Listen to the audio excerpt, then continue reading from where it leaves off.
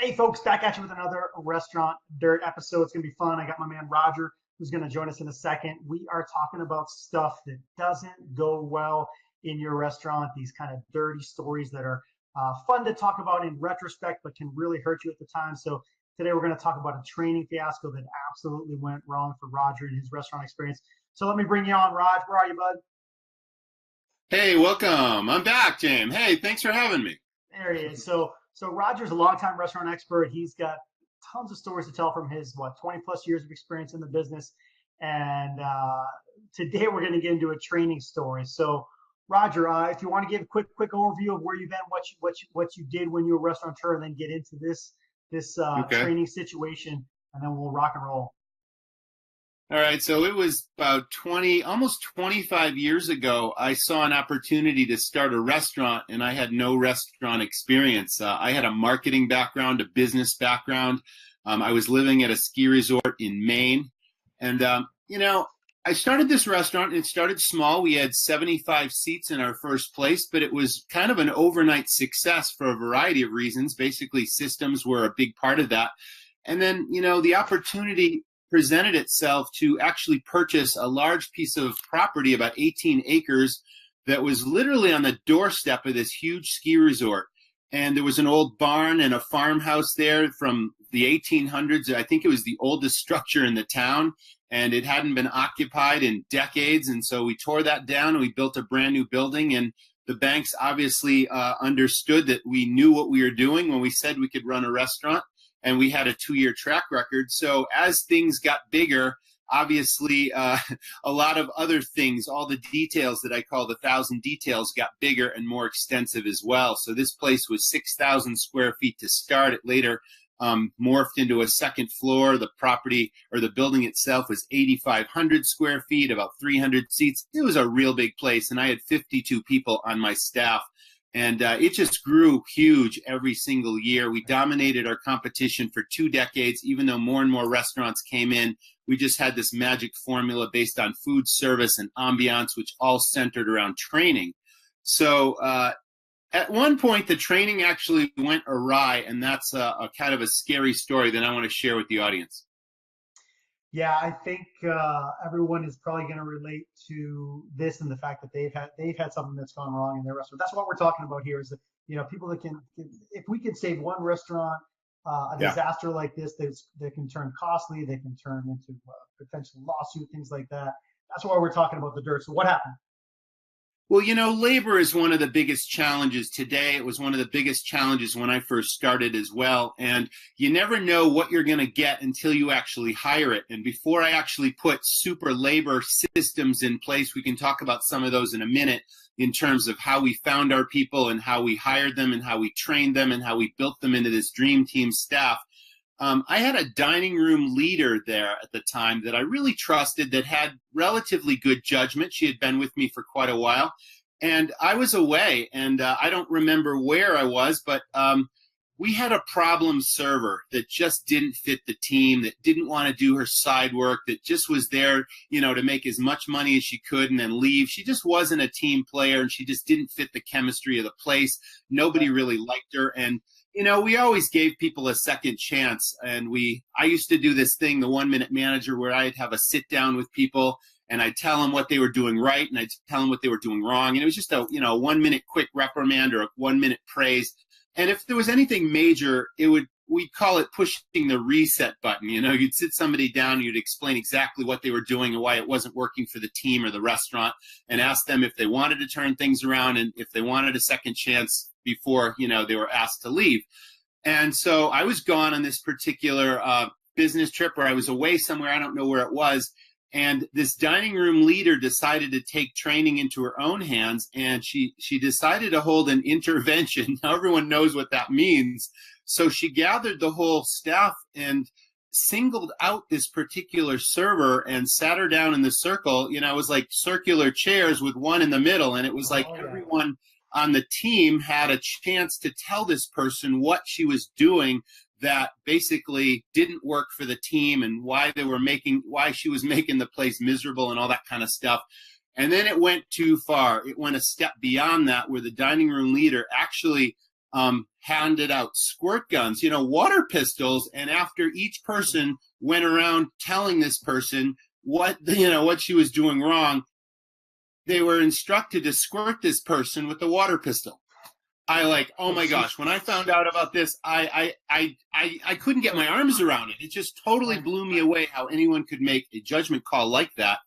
And as you can imagine, it turned into a potential lawsuit. So within 3-4 days, I get one of those threatening letters from an attorney stating that, this person's taking us to court and that there's evidence and all this sort of thing. And it was technically a hazing incident, And we all know what that means because of the tragedies that have happened on American colleges and university campuses these days. I mean, it didn't go that far, but still, it's a psychological trauma to a person where, where that judgment came from, I don't know. But I came back and it's like it turned into this huge brouhaha. And no, it never went to court, Jane, but we had to settle out of court. We had to write this person a fairly large check. I think it cost me $10,000 or $15,000 to settle this thing. And there was no way we were going to win this thing in court. It would have cost me a lot of money in lawyers' fees and all this other sort of thing. And the whole thing just went awry. And it made the newspapers, and it was an embarrassment to my banker who funded this restaurant and all that sort of thing. And, we had a lot of explaining to do, a lot of apologies to make, not only to that person, but to the community, because it was just a huge, huge mistake. Yeah, Raj, I tell you what, man, that's about as big as it gets. Yeah. I want to obviously share with people that if that happened today, they would be just crucified on social media, right? I mean, absolutely right. Just destroyed. And you said your media picked it up, which is in the newspaper, and hopefully. Yeah. Thanks for bringing that up, Jane, because this was really before there was social media and all these platforms and online reviews and any of that kind of stuff. This would have probably been, I would say 1998. I mean, this goes way, way back to, we had just opened this new property in 1997. It was probably a season or two later. So yeah, this was way before social media. It was simply newspapers back then. And yeah, it made the local paper and all that sort of thing. And it was just, a huge embarrassment. But we were saved what could be, what could have been today, like you say, because online reviews are so important, and social media and people post and photographs and cameras. I mean, it can destroy your business. So obviously this is common sense. No one out there, I'm sure, would ever do this, but just know that unless your people are trained, what they say, what they do can absolutely sabotage your business. And they're either making positive impressions through your team or negative impressions, and it can go really, really sideways like this incident did. Yeah, so I just want to flip the script a little bit. That obviously was a kind of a extreme example of what can happen wrong, but the point is that for any of the restaurant folks listening, this is the sort of thing that seems small maybe in context, but could absolutely be blown out of proportion and really, really hurt you. So be careful with your training systems. And let's get into that really quickly. We'll kind of try to deliver a couple lessons today as part of the learning process. I know you eventually solved the people equation to a huge extent. Your people and your turnover rates were just fantastic numbers, and you always built that culture into your staff. So talk a little bit about what you learned from that, how you then did some training, how you did ongoing training, how you built that into the DNA of your restaurant to really, end up being such a successful place that could sell and cash out and have an exit strategy. Well, right around that time, I really worked very, very hard on staff training, because I very quickly recognized that training was the key to the success of the restaurant, and that every single guest impression mattered, and that we had so many staff. We wanted to, train them to think of the place as their own, to treat the customer as if every customer was the most important guest. We wanted to train our staff not only to deliver amazing hospitality and guest service experiences, but we also train them to sell, to recognize opportunities, to suggest these opportunities, to the customers, which put our sales through the roof. I mean, that was huge.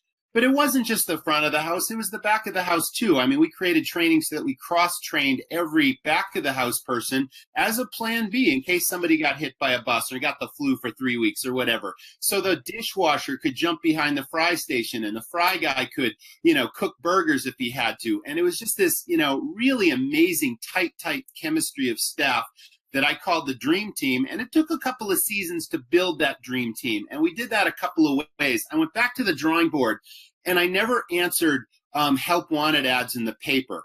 You know, we did mostly through referrals. If I had one, what I call an A-team player, I said to that person, you know, you're an outstanding employee here. We love having you. I wish I had 10 more people just like you. Who do you know that would fit this environment, who would thrive in this culture, that would make good money, would have fun, would make friends with the customers, would, you know, really feel part of the team, whether they were on the dish station or cooking burgers. And I had a couple of A-teamers, and everybody knew somebody that worked somewhere, and they just weren't happy because they weren't treated as an important person. And that's the difference. A lot of times employers just treat people as expendable resources. They don't lead by example. They don't recognize and reward their staff.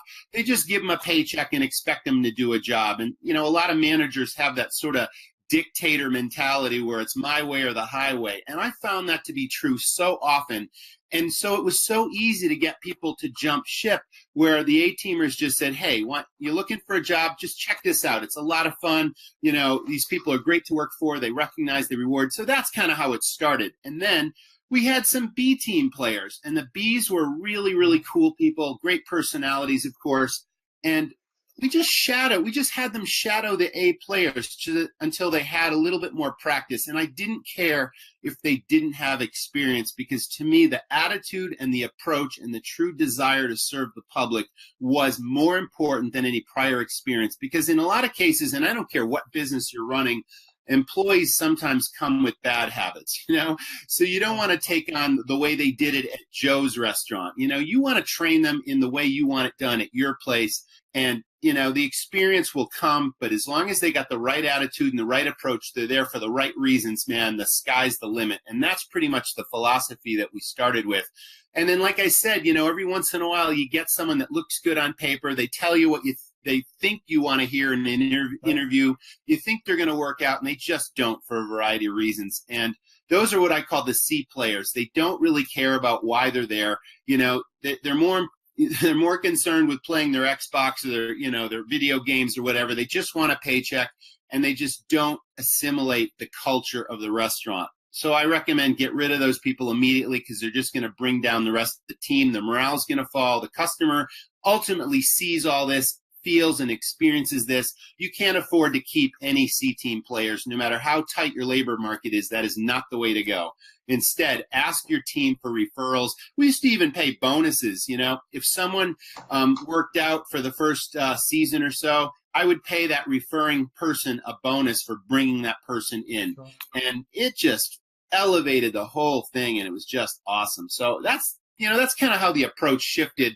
And then the training I talked about earlier, once we had that dream team of A's and B's, then the Sales Stars training kicked in, and then the whole thing just became this amazing, powerful, you know, your most important asset, the cornerstone of your business are your people. And those are two keys to doing that. Yeah, Raj, thanks for walking through that, man. I wrote some notes, and I want to share some thoughts.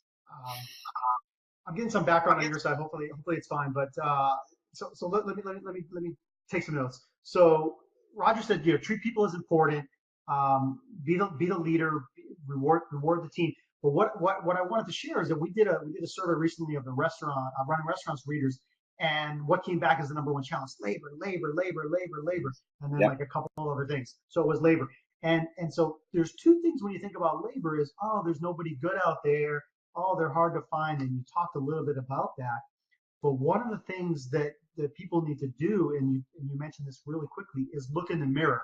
Sometimes the problem may be you as a leader. You're not attracting the right people. You're not building the right culture. Mm-hmm. And so sometimes we have to point at ourselves and say, are we doing the right things to attract the right people? And then once you have the right people, are you doing the right things to grow them, to develop them, to move forward, and so forth? And there's naturally those A players. And so I love what you talked about. You talked about taking the A players and saying, hey, you're great. Who's like you? Who do you know that's like you? Bring them in and you're good to go. You have the B players. They're fine. They're great because you can develop them up. And so I like that. Have them shadow, have them learn. And then they can see, how do I get to the next level? And C players, you're absolutely right. Boom, out the door, because they're just going to infect the whole system. So you hit on a lot of stuff there that I think was really cool when you talk about the team and training. So as we wrap up today's kind of quick session about how training can go wrong, any last training tips for folks? Yeah, you know, you have to Well, come up with a game plan, first of all. And of course, we talked about SalesStars, which is a turnkey system that's available online. But when you have your game plan, it just has to be consistent. It just has to be regular. You've got to do something every single day across your restaurant. You have to do something in the back of the house. You have to do something in the front of the house. And I'm not talking about elaborate, time-consuming ideas. I'm talking about 3 to 5 minutes. It's a huddle. It's a pep talk. It's a theme for the night. It's what you want to accomplish. It's putting the right ideas into everyone's head about how you want every customer's experience to turn out. And this is obviously, there's always going to be the element of human error in everything. And yes, someone's going to get an imperfect meal. Maybe it's not cooked to temperature, whatever it is, but it's all in the way that you handle that situation. And it's all in the way you empower your people to fix what's broken. No, don't say, oh, I got to go talk to my manager to see what I can do about that. No, you empower your people. If something's wrong, you've got to give the customer an absolute perfect experience, and you do whatever it takes to do that. Because I guarantee you, even though something goes wrong at a meal, the way you handle it, the way you execute the solution determines whether that customer is going to come back again and give you a positive review online or a negative review. So don't waste their time. Don't ask to see a manager. Just empower your people to fix it. Get them a new meal. Go right to the source. Go to the expediter on your line and say, oh, this isn't right. Can you get this to me immediately? And we always did that, and we always pleased our customers, and we had nothing but positive reviews and positive comment cards. So that's in the approach. So do something daily. And then the final piece to that, James, you got to recognize your people and you got to reward them. You got to show them that what they do matters. Every single week, you got to single people out and praise them in front of the crew, give them some sort of a reward. And I got lots of ideas on that. And it doesn't have to be expensive and it doesn't have to be elaborate.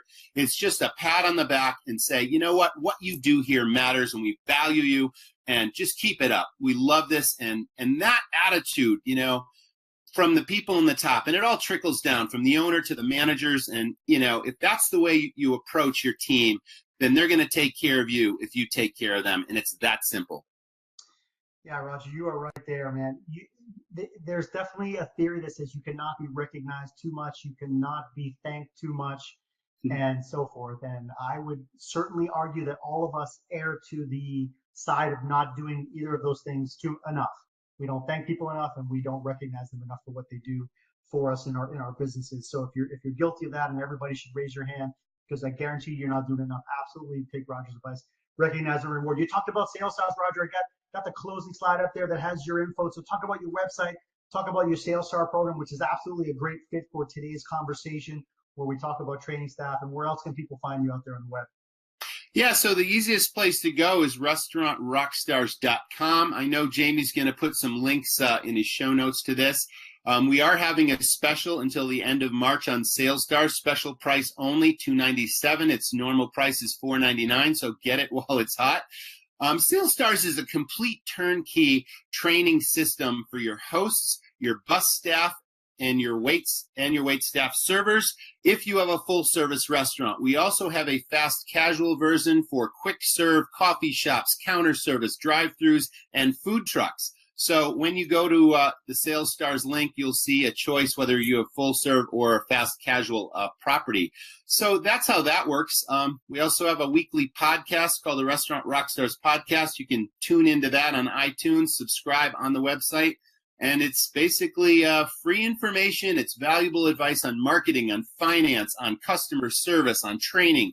Every week, it's either a new guest that can help you run a stronger restaurant, or it's me talking about, some of the successes and how I achieved what I achieved in the business, and giving you, lots of tips on how you can rock your restaurant. So it's all available at restaurantrockstars.com. Thanks, brother. Yeah, Roger's last couple episodes have been good, and he's even gotten his wife involved, and she is great online in his podcast. So check out those. He has a great way of relaying his content through there. And SalesStars, absolutely, a lot of our members have picked it up. It's a great tool for restaurants to use. And so thank you for that, Roger. We can be found online, of course, at runningrestaurants.com, also on all the social channels, Facebook at /runningrestaurants. Twitter is my handle at Jamie Oikle. Same thing for Instagram and YouTube. You can find that at /Jamie Oikle. And then, yeah, please do subscribe to those channels. Subscribe on iTunes and Google Play so you can find us out there. when we publish this stuff, it hits your email box. We don't want to miss you. We want to give you guys the tips you need to succeed in your restaurants, to do these little things right so you can guarantee to make profits and stay in business and kick some butt. So I appreciate it, Roger. Thank you, sir. Thank you, James. Thanks very much for the audience listening, and go out there and rock your restaurant. You got it. All right, folks. Thanks so much. We'll catch you soon. Have a great one. Bye-bye.